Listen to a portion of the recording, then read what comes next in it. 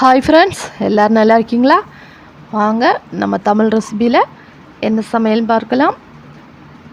அச்சு முறுக்கு செய்ய போகிறோம். அதாங்க அன்னைக்கு ஸ்பெஷல். அதுவும் மைதா மாவில் செய்ய போகிறோம்.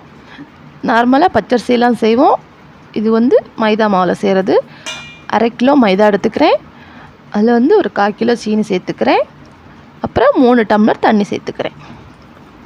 இந்த டம்ளர் வந்து என்னுடைய அளவு. இதில் தான் நான் 3 டம்ளர் சேர்த்துக்குவேன். அதுக்கு மேலே சேர்த்துக்கக்கூடாது, ரொம்ப தண்ணியாயிரும். ரொம்ப கெட்டியாகவும் இருக்கக்கூடாது, ரொம்ப தண்ணியாகவும் இருக்கக்கூடாது. சேர்த்து நல்லா கிளறி விடணும். கை வச்சு கூட நீங்கள் நல்லா கிளறி விடலாங்க. கட்டி இல்லாமல் அழகாக சாஃப்டாக மாவை கிளறி எடுத்துக்கோங்க. எந்த ஒரு கட்டியுமே இருக்கக்கூடாது. மாவெல்லாம் நல்லா சேர்ந்துக்கணும். அப்புறம் 2 முட்டை ஊற்றிக்கலாம். 1/2 கிலோ மாவுக்கு 2 முட்டை தான் சேர்த்துக்கணும், அதுக்கு மேலே சேர்த்துக்கக்கூடாது.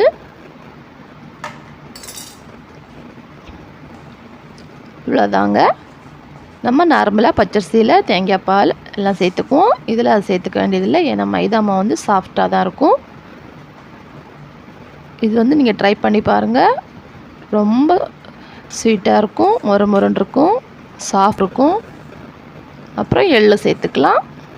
எள் வந்து எவ்வளோ தேவையோ அவ்வளோ சேர்த்து நல்லா கிளறி விட்டுக்கோங்க. அப்புறம் நல்லா கிளறி விட்டுக்கோங்க. ஒரு சின்ன கட்டி கூட இருக்கக்கூடாது. மாவு ஃபுல்லாக அப்படி சாஃப்டாக இருக்கணும்.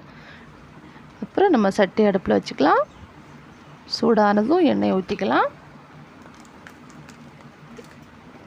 எண்ணெய் ஊற்றுனதுக்கப்புறம் நம்ம என்ன பண்ணோன்னா, அந்த அச்சை வந்து ஒரு 10 நிமிஷம் அதில் சூடாக போடணும். அப்போ தான் அது ரொம்ப சூடேறும். நல்லா சூடாகட்டும். சூடானதுக்கப்புறம் மாவை முக்கி போட்டுக்கலாம். சூடாயிருச்சு, போட்டு எடுத்துக்கலாம்.